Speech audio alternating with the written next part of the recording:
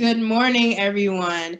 Welcome to the Southern Justice Summit. I am Commissioner Tammy Sawyer, and it is an honor to welcome you to what I'm sure is going to be a powerful and impactful day for change making and idea exchanging. It is very exciting that this event is being hosted right here, even though virtually, in my hometown of Memphis, Tennessee. As a Shelby County Commissioner, I strive every day to ensure that the voices of those who are often the least heard are uplifted in my community. And I am proud that the panel of speakers today is going to do just that. First, I'd like to thank Mayor Lee Harris and his support team, Chief of Staff Danielle Inez and Dominique Winfrey, for bringing this amazing event together and ensuring that we have an opportunity this summer, a very important summer in the history of our country. The lives of George Floyd, the lives of George Floyd, Tony McDade, Breonna Taylor, Ahmaud Arbery, and so many more names that we have to say over and over again are now finally our voices saying that Black Lives Matter, saying that we have to change what the criminal justice system in this country looks like. And here we are doing just that. I also want to welcome Mark Morial, President of the Urban League, as well as Ms. Tanya Cecily Beamon, President of the Memphis Urban League, and all of the Southern regions. You are leaders who are doing such great work across the South. We are, as Southern states, the battleground for this work for equity, for criminal justice rights, for Black and Brown people, whether it is from how we are reimagining policing in our community to how we are supporting immigrants in our community.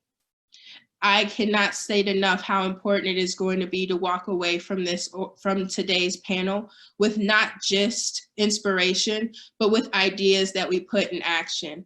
We cannot wait any longer to put action behind our words. So after you're done today, when you wake up tomorrow, take the passion that you've learned from the leaders you're going to hear from, whether it is Attorney Wesley Bell in St. Louis or our own City Councilman J.B. Smiley, and take that and put it into action.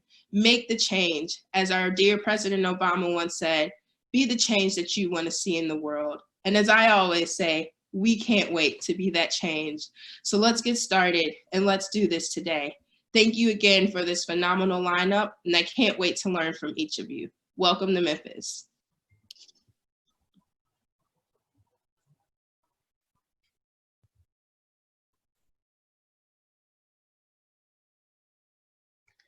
Thank you, Commissioner Sawyer.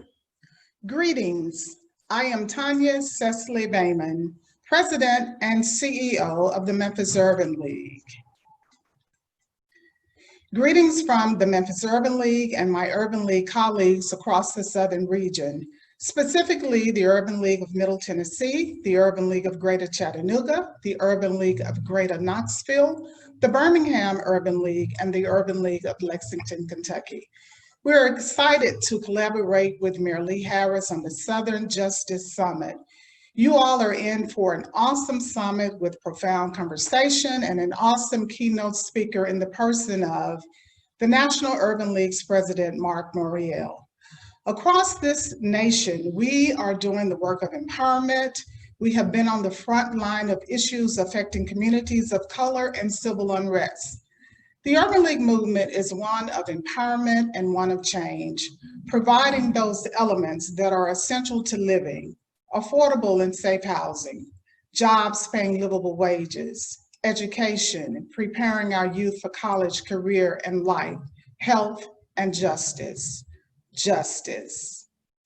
The Memphis Urban League assists African Americans, the disadvantaged and underserved, to expand economic opportunities, which oftentimes is fleeting because of inequities, disparities, and biased justice that plays out before us day after day, week after week, month after year, year after decade, and centuries. And so my question is, when will we, as people of color, be recognized as equal? This summit speaks to just that: justice for Black and Brown people, justice for our sons, our men who are harassed, beaten, arrested, murdered while walking Black, jogging Black, riding Black, and simply desiring to breathe while Black. The Memphis Urban League Save Our Sons program speaks to these disparities and the voices of our sons and men who just want the opportunity to live, to thrive, and to provide for themselves and their families. I am reminded of a brother that I had an opportunity to share a ride with. And as we were riding, Marvin Gaye was playing on the radio, and the song was "This Ain't Living." That song was released in 1971. And as I rode with this brother, and as we listened to the song by Marvin Gaye that said, "This ain't living," the brother said to me, "I've made some missteps along the way, but I'm trying. I just want the opportunity to be employed, but I'm not able to do this because I have to check the box that said I have a misdemeanor, I have a felony, and I can't win for losing." And so I commend Mayor Lee Harris on his initiative to ban the box. But as we rode and the song was playing that "This Ain't Living," this brother said, "I feel like I have gone too far to the left to even get to the middle to get to the right." And oftentimes that's the story of the men that we serve in the Save Our Sons program. And so this brother was at the end of hope, like so many are. But the Urban League fights for you, and we stand ready to assist. The Urban League has existed since 1910, providing hope and opportunities for a more empowered and equitable way. And that's what this summit is about, having conversations that will lead to change, reform, and justice. And by the way, did I share with you? Don't believe I did, that brother that I talked about as we rode and we listened to "This Ain't Living" passed away a week after that conversation. And that brother was my biological brother. And so we look forward to having these conversations on today, powerful conversations, and some may make you uncomfortable. But I heard recently where it was said that your discomfort is the beginning of a learning moment.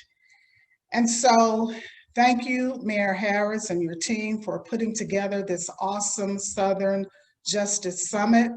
Thank you, President Mark Morial, for being our keynote speaker. And thank you to the Southern region of Urban League. Across this nation, we're fighting for you. And so now it is my pleasure to present to you the man with the vision and the passion to bring this Southern Justice Summit into fruition for a more just criminal justice system. Councilman, lawyer, senator, father, mayor of Shelby County, Tennessee, the Honorable Mayor Lee Harris. So good morning, and thanks to Tanya Beamon and the Memphis Urban League for their partnership, and thanks to the many other partners that have helped with the Southern Justice Summit, particularly the National Urban League and our keynote speaker later today, Mayor Mark Morial. This is going to be a day of serious conversation about the hard questions of reform, including arrest and detention, bail reform, alternatives to detention, re-entry, and much more. I am really honored and pleased to be here on behalf of Shelby County. Shelby County is comprised of 7 great cities: Arlington, Bartlett, Collierville, Millington, Germantown, Lakeland, and our county seat, Memphis. Shelby County is the largest county in our state and has been in continuous operation for nearly 201 years. Shelby County is, in my opinion, the greatest county in our state. This is a time unlike any other. Of course, this is a time of global health pandemic. We are all trying to adjust to a new normal, a new way of connecting, and a new way of convening. And today is a good example of that. This is also, though, a time of real awakening and racial justice. George Floyd's life and death reminds us that we can't have community or social progress or public health unless we first have justice. Anytime a person can be casually murdered on the street in America, almost nothing else matters. This is the moment when those who crave change need to convene, they need to make plans, they need to assign the work, and then we all need to take action. Shelby County is the right place for these serious conversations about injustice and reform and mass incarceration. Shelby County is one of the most diverse counties in our state and in the South. We have Black and white and brown, young and young at heart, wealthy and hopeful. As Mark Morial, the former mayor of New Orleans, might say, Shelby County is a gumbo. With 200,000 folks living in poverty, the number of men and women in our community who do not have access to opportunity in Shelby County causes one to stagger. At the same time, African Americans, particularly African American men and boys here and around the country, are too often surveilled and pulled over and thrown in handcuffs. In Tennessee, our state prison population is 44% African American, even though we African Americans only comprise 17% of the state population. In our county jail for years, about 80% of our jail population has been African American, while about 54% of our county population is. In our juvenile detention facility, African American kids are basically the only demographic represented. The good news is that we know the opportunity for reform has never been greater around the country and right here at home. The Washington Redskins is no more. A cross-section of Americans have given their full-throated support to Black Lives Matter. I could go on. It's happening right here in the South. This is the region, after all, where most African Americans live. Mississippi, our neighbor to the South, vanquished their Confederate flag. This is the place where we are fighting to reduce our jail population. We have nearly 5,000 incarcerated individuals in Shelby County, one of the largest incarcerated populations in an urban county in the country. But in the last 2 years, we've worked to bring our jail population down significantly. That's because we all know that many sitting in jail are just there, not because they're a flight risk or because they risk of future harm. They are there because they are poor. They are there because they can't afford a few $100s for bail. That's why we launched this fight here in the South in Shelby County. This is the place, as Tanya mentioned, we are fighting to ban the box. That's the current reform right now that's in front of the Shelby County Commission. It'll block the inquiry into criminal history when deciding whom to interview for county jobs. These are good paying middle-class jobs, and we shouldn't exclude those with a criminal history because in many cases, these are the men and women who need opportunity the most. Listen, we can't have public safety unless we create opportunity for everyone to participate in the economy, including those with criminal histories. I'm pleased the Memphis Urban League has been a faithful partner in that work. By the way, based on the preliminary vote on this issue on the County Commission just yesterday, we don't have the votes yet, but we can get there thanks to the sponsorship and leadership of so many groups, the Memphis Urban League, and also, of course, Commissioner Tammy Sawyer and Commissioner Mick Wright. But let me say on this issue that we're going to need more people to get in touch with your county commissioner and ask them to support criminal justice reforms, including ban the box. That's why we launched this fight right here in the South in Shelby County. We are fighting here because we know that there is a great need. According to one of our papers, we have had more deadly police shootings in Shelby County than anywhere else in the state. Now's the time to expand and deepen how we go about this business. This is the place where we have an opportunity to get the law enforcement piece right. This is a place where we have an opportunity to get the community relations piece right. Many of you are to and fro, and I may not be able to technically welcome you to Memphis and Shelby County. But I welcome you nonetheless to our space. I welcome you to the South. I welcome you to discuss and to agitate for justice. I welcome you to the Southern Justice Summit. Thank you. And the summit will reconvene at 10. So please stay tuned in to this Zoom. And in addition to that, we have a Facebook group where we're encouraging participants to also engage. And that Facebook group is Southern Justice Summit Working Group. So please stay here for our first panel that convenes at 10. And please open another window to our Facebook working group, Southern Justice Summit Working Group. Thank you.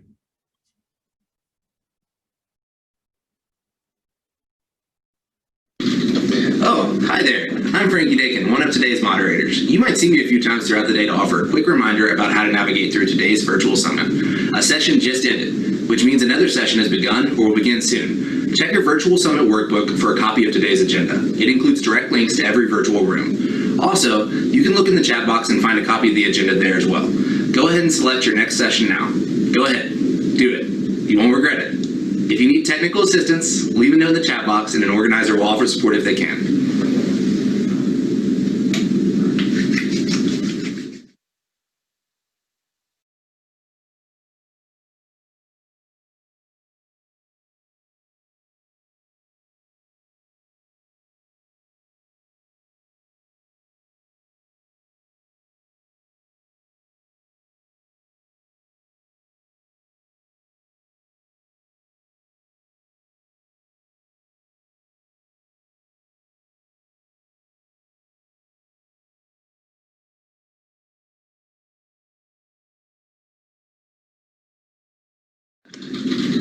Oh, hi there. I'm Frankie Dakin, one of today's moderators. You might see me a few times throughout the day to offer a quick reminder about how to navigate through today's virtual summit.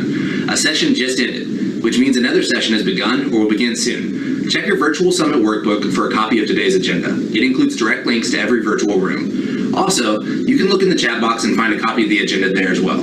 Go ahead and select your next session now. Go ahead, do it. You won't regret it. If you need technical assistance,